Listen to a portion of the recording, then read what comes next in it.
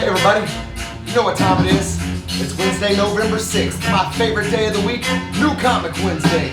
I'm Tony Varela, this is Yogi Yokes. You're watching ComicTV, baby. I'm going to tell you about all the hottest comics and variant covers that came out today. What do you say, Yogi? You ready? Let's do this. Whoosh. Alright. So, pretty nice comic day. I was able to stay under my budget. No big money variants to speak of, but definitely some nice comics that came out today, and some that I kicked to the curb that might surprise you. So, to start off from Dynamite Comics, we got Vengeance of Vampirella #2.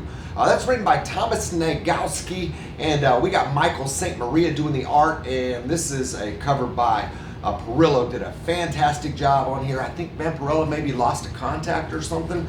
Not sure, but Perillo did a great cover. There was also a nice one from Ben Oliver and another good one from Buzz. I could have bought all three, but Vampirella is the title that I really like. This Vengeance title, not quite as good of art or story, but still respectable on both.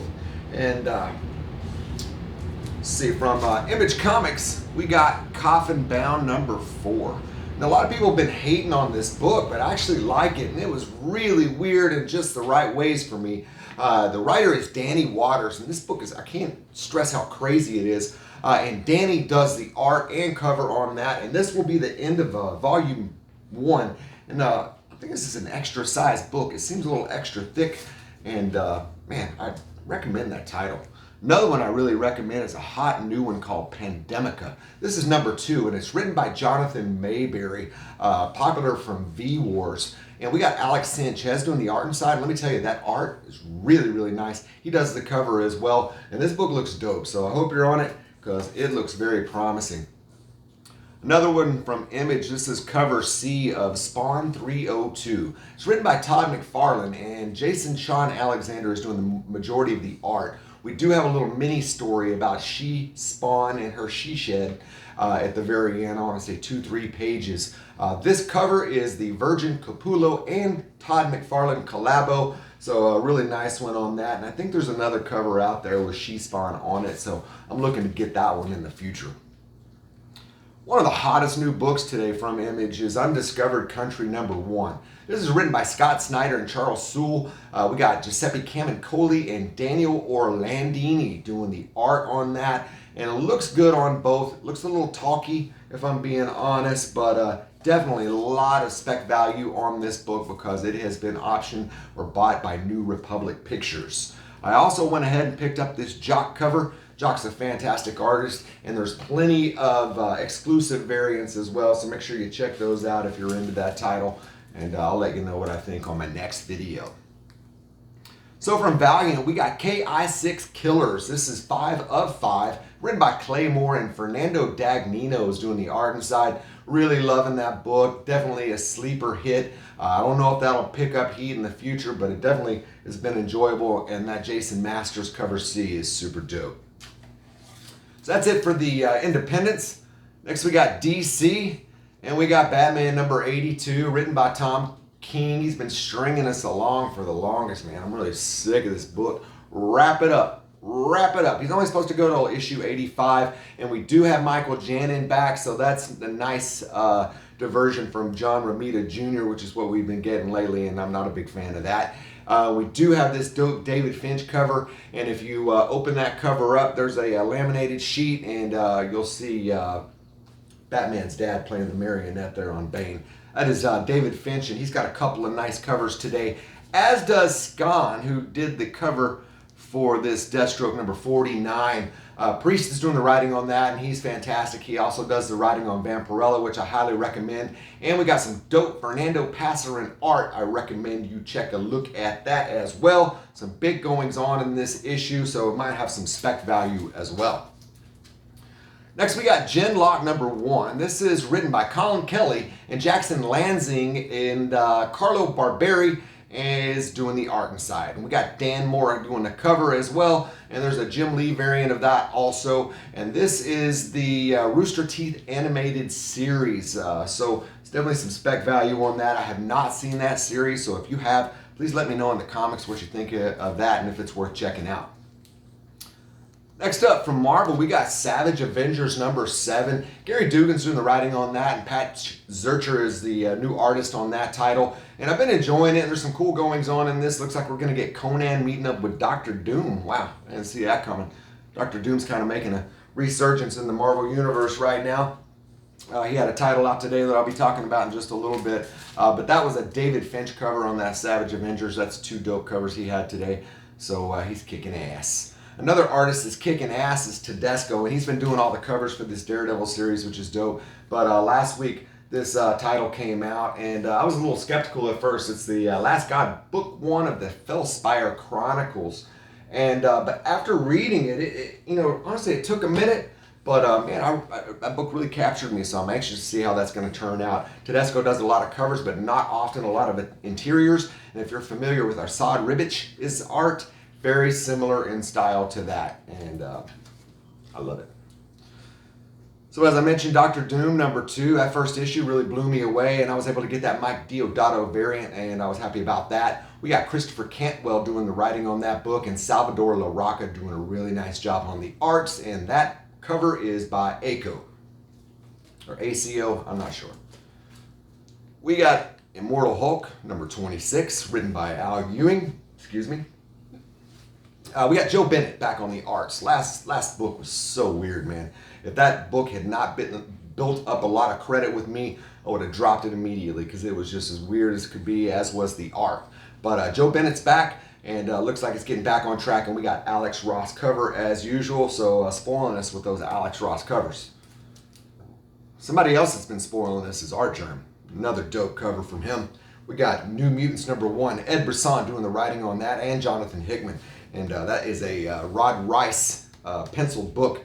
So actually looks pretty good. Rod Rice's art is very similar to Phil Noto crossed with Bill Sienkiewicz is how I would describe it best.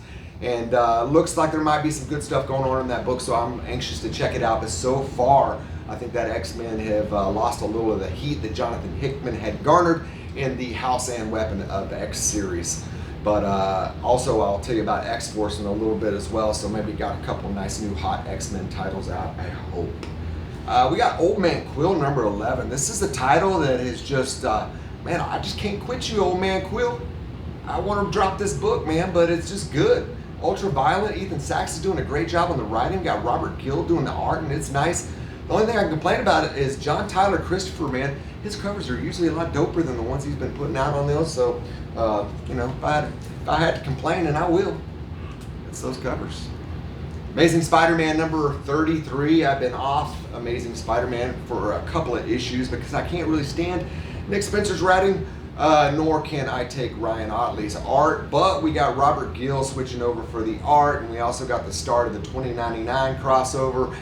And we got a Miguel Mercado cover, which is the real reason I bought that book. That cover's beautiful, very classic looking. I like it a lot.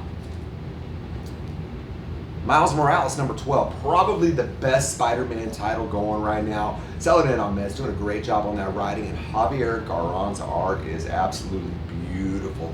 Love me some Garron art. I hope to get a chance to do some, to get a blank cover sketch from this guy one time. And also, Ken Lashley doing a great cover. There's also a really nice 2099 cover, but I'm trying not to fall into those. And I've told you before, all things being equal, best to get the regular cover if you're speccing for the long run, because those regular covers or the extremely limited variants are the ones that hold their value, not so much the cover Bs. Weapon Plus number 1, we got Jed McKay doing the writing and Stefano Raphael doing the art, and we got another SKAN cover as I promised. And that cover's nice, but we also have the origin of Weapon V, so there's definitely some spec stuff going on in that book. And lastly, we got X-Force number 1. We got Benjamin Percy doing the writing. Not familiar with his writing, but Joshua Cassara's art is really nice, and I got the Dodderman variant on that. The only other variant I would have got for that book is the 1 in 100 Todd McFarlane Wolverine variant. That one was pretty sick, and I might try to grab it in the future once the price goes down on that, but I suspect it's going close to ratio right now. I did read this book, and it was very enjoyable. It definitely picks up where the House and Powers of X left off, so I definitely recommend you grab that title. And I promised you this last week. This is the Red Goblin, Red Death, Ryan Benjamin 1 in 50 variant. Love me some Ryan Brown art. So if you're not up on him, I suggest you check it out. Maybe run an eBay search and look what this guy's got to offer, because his covers are sick. So some books that I didn't grab that you might take a look at. We had Black Cat. There was a Todd McFarlane cover on that. We also had Crescent in Io. We have an Origin as well as an In-Hyuk Lee cover on that. Ghost Rider #2 came out. If I could have found the 1 in 10 Clayton Crane variant, I would have picked it up, but otherwise I'm not interested. We had Fantastic Four, Origin of Sky. There was also a Greg Land variant on that was kind of nice. And we also had Yondu #1's first solo series. Looking through that, the art was kind of decent, but I left it. From Dark Horse, we had Crow #1, a new title. Also Dead Eyes #2, formerly Dead Rabbit, which I have already bought those 1 and 2 issues. I'm looking for some new content before I start getting on that title again. Die #1, that's one that I was on early, but it seemed kind of like a Jumanji ripoff to me. And then Berserker Unbound was out today again from Dark Horse. That was a title from Mike Deodato Jr., and I just bland. Very, very boring, like a Conan book without anything going on. From DC, we had Young Justice 10. We have a Naomi team up. We have a new costume and name for Tim Drake. We also have Justice League was out today. And man, this whole Perpetua thing, that's an appropriate name for that character, because this thing just keeps going on and on and over and over. It just seems kind of like the same old crap, so I kicked it to the curb. And lastly, King Shazam was out. And another kind of thing I'm sick of is all these Who Laughs characters. You know, Batman Who Laughs was cool, Flash Who Laughs was cool, you know, and so on and so forth. But it's getting a bit redundant, so I jumped off of that. And I'm kind of getting Batman fatigue in general. Bat fatigue, man. Too many Batman books, Batman-related books, so simmer it down. But hey, that's all me and Yogi got for you today. Thanks for joining us. Be sure to tell your friends, tell your kids, tell your wife to join us every Wednesday for all the hottest comics and variant covers. Tony V and Yogi Yokes. We'll see you next time. Big old dog. Oh, man.